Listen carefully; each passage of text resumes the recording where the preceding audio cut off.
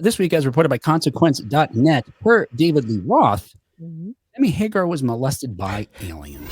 But you'll recall that the two former Van Halen frontmen, the tension between them rose rather precipitously towards the end of last year, when Hagar seemed to invite Roth to perform with him, and then immediately rescinded that apparent offer when Roth accepted. Yep. We invite artists to come join us, not you. Well, I mean, yeah.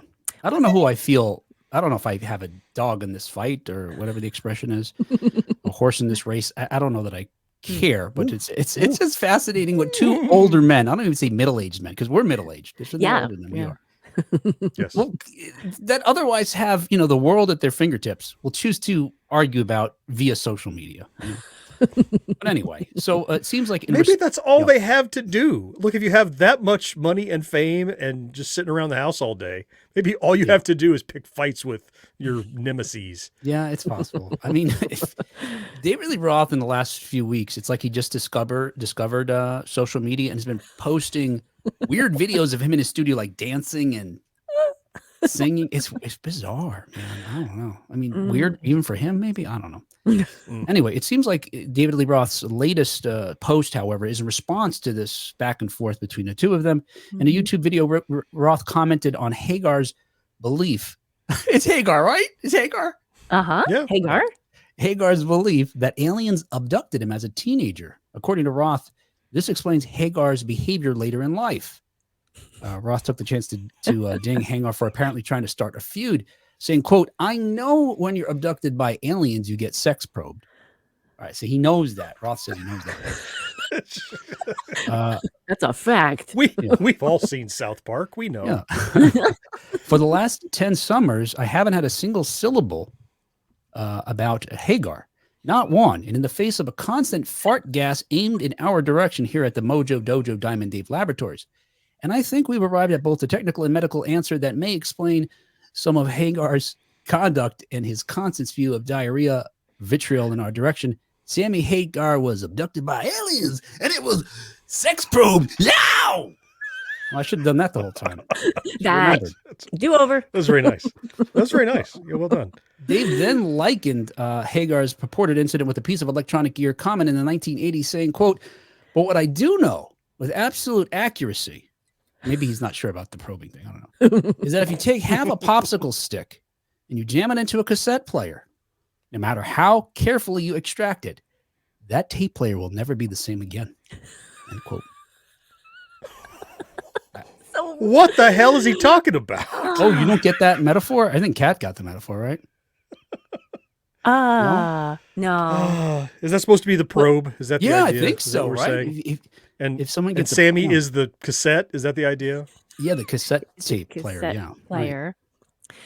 Right. Did you guys listen to all his ramblings? Like it was like 23 minutes of rambling that included. No, I didn't sit there for 23 minutes. No. Oh my! Well, I wasn't sitting. I was walking around doing stuff. But he was trying to escape it.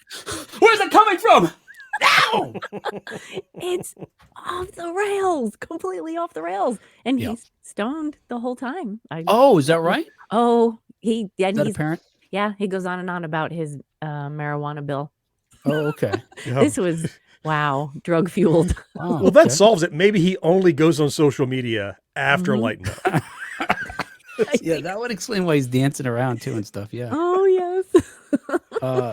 At least part of what Roth suggests is true. And maybe you guys know this already. In a 2002 interview with Guitar World magazine, Hagar said that he was a true believer of extraterrestrial life. As early as 1968, Hagar claims that, quote, "They used me in an experimental fashion. The easiest way to put it is they downloaded my brain information and I caught them doing it," end quote. Okay. In a 2011 interview for his then new book, Red, My Uncensored Life in Rock, at mtvhive.com, Hagar told the reporter that the passage in the book described as a dream in which he is contacted by aliens from outer space was in fact reality. Wow. Okay. So it pretty much takes Diamond Dave off the hook. He's not He's just No, saying yeah. what Hagar's already said, really, pretty much, right? Yeah. I guess maybe, yeah. And maybe Hagar or Hagar would even agree with Roth that you're changed after that. In fact, we have proof of that because this reminds us that in the band's 1986 concert video, Live Without a Net, Hagar tells the crowd that the song Love Walks In is about aliens. Oh, that's ringing a bell in my head. Yeah. And while the first word in the song is contact, Yes. there's plenty of more obvious lyrics, including, here's the chorus, right? Love comes walking in, some kind of alien, waits for the opening, Oh, then simply pulls the string. So he might be providing directions as how to probe even. that sounds like, yeah, absolutely. Wow. This got me thinking that lately we know there's been an uptick in UFO sightings, right? In fact, I've got some statistics here. The biggest, I guess, study at the time done with regard to UFO sightings was something called Project Blue Book. We spoke to Jerome Clark a long time ago about Project Blue Book. But between 1947 and 1969, the U.S. Air Force cataloged 12,618 sightings of UFOs as part of this study. And they ended the project in 69 when they concluded that most of the sightings could be explained away by something natural or a hoax. And then fast forward to today, we know that, in 2022, the Pentagon announced, after this, certain videos had been coming out and leaked and otherwise, published, they formed a new office called the All Domain Anomaly Resolution Office. What is that acronym? Wow. Arrow. It's Arrow. Oh. To investigate these, claims in the same way that the Project Blue Book did. And then among those, they would include, quote, that objects that might pose a threat to national security. Well, since then, the office received approximately 800 reports of unidentified objects to investigate in 2023, which was up from 650 from 2022. So if you average it out, it's up from that 20-year period in the 40s and 60s, but not by much.